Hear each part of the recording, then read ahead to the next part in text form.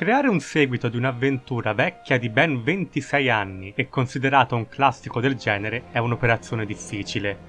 È quindi comprensibile che l'annuncio da parte di Charles Cecil di Beyond the Steel Sky, seguito di Beneath the Steel Sky, sia stato accolto con generale scetticismo, che si è poi ulteriormente acuito quando si è capito che Revolution non avrebbe proseguito sulla strada intrapresa con Broken Sword e The Serpent Curse, ossia del ritorno all'avventura classica, bensì su quella rimasta a lungo abbandonata del terzo episodio, un'avventura 3D che cercasse di innovare il genere. Apriti cielo! Preparate torce e forconi, innalzate i roghi! Charles non ha ancora imparato la lezione. Ma è veramente così? C'è solo un modo per saperlo. Sono trascorsi 10 anni dalla fine di Beneath the Steel Sky e Robert Foster, dopo aver liberato Union City dalla tirannia di Link ed aver messo al suo posto il fidato compagno Joy, non ha più fatto ritorno alla città, preferendo vivere nella radura. La sua tranquilla vita viene però interrotta dall'apparizione di un bizzarro mezzo che si muove su 4 zampe, il cui equipaggio robotico ferisce l'amico Max e rapisce il giovane Milo. Messosi subito sulle sue tracce, Robert scopre che il mezzo si è diretto proprio verso Union City, una città ben diversa da quella che aveva abbandonato 10 anni fa. I cittadini sembrano felici, le risorse abbondano e tutti i lavori manuali vengono svolti da macchine. Ma allora, se questa città è così perfetta, perché Milo è stato rapito e portato proprio lì? E che fine ha fatto Joy, visto che la città è governata da un consiglio composto da 5 umani? La storia ideata da Cecil e Dave Gibbons mancherà forse di particolari picchi, ma la qualità della scrittura è notevole, complici un buon cast di personaggi che danno vita a dialoghi vivaci e divertenti, sebbene non tutti abbiano avuto a disposizione abbastanza spazio per esprimere in pieno il loro potenziale. L'unico difetto vero e proprio che può essere mosso alla storia è il partire in modo molto lento, per poi ingranare un po' troppo brutalmente la marcia superata a metà dell'avventura, quando i colpi di scena iniziano ad inanellarsi uno dopo l'altro fino all'emozionante e riuscito finale.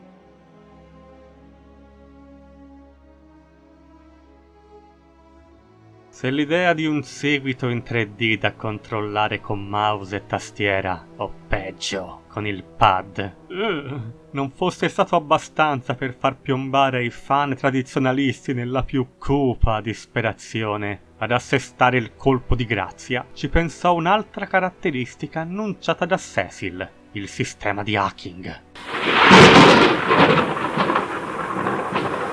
Il timore di molti era quello di ritrovarsi con un minigioco simile al Sokoban di Broken Sword 3, puzzle abusato nel corso dell'avventura e che diventava ben presto ripetitivo. Con nostra fortuna però, dentro Revolution hanno dimostrato di averla sì imparata la lezione, dato che il tanto discusso hacking si è rivelato una più che piacevole sorpresa. Al contrario delle casse di Broken Sword, l'hacking non spezza l'azione, ma anzi si integra all'interno di essa, grazie all'interfaccia intuitiva ed a puzzle intelligenti, che stimolano il giocatore a cercare soluzioni diverse, dato che l'eventuale errore dà spesso vita a scenette divertenti. Hackerando ad esempio un distributore automatico per far scattare l'allarme al minimo tocco, azione inutile, vedremo i poveri personaggi andare nel panico e venire prontamente redarguiti dai solerti droni, la cui personalità potrà essere talvolta addirittura cambiata. Pregevole è poi il fatto che il gioco conservi memoria delle nostre modifiche nel corso dell'avventura. Se modificheremo ad esempio i privilegi di accesso ad una porta, questa rimarrà così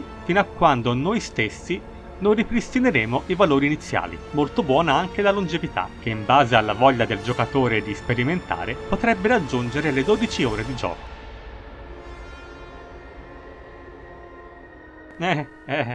Arriviamo adesso alle note dolenti. Non tanto per la resa grafica in sé, che si difende discretamente grazie al cel shading, che comunque non rende pienamente giustizia al tocco di Dave Gibbons, visibile solo nell'introduzione in stile fumetto, quanto nei molti problemi che infestano il codice. Sarà comune vedere i personaggi incastrarsi tra loro o nello scenario, o scontrarsi con noi mentre parleremo con un personaggio, per non parlare degli strambi movimenti della telecamera e gli ingiustificati crolli del frame rate, che durante durante le mie prove si è dimostrato granitico nelle sezioni all'aperto con vari personaggi ed effetti di luce, mentre crollava inspiegabilmente all'interno di un piccolo appartamento con un solo personaggio all'interno. Le prime 2 patch hanno risolto molti problemi, ma è indubbio che il gioco avrebbe beneficiato di più tempo per ripulire il codice.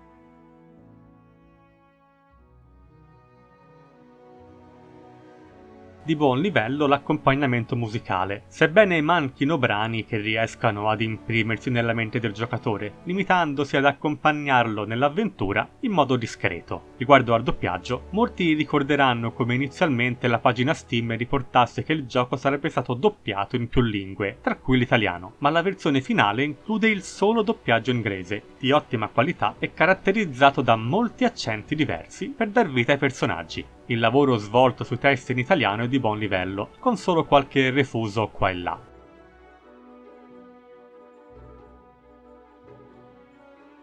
Beyond the Steel Sky è riuscito là dove Broken Sword 3 aveva in parte fallito: creare un'avventura grafica moderna senza però tradire le sue radici.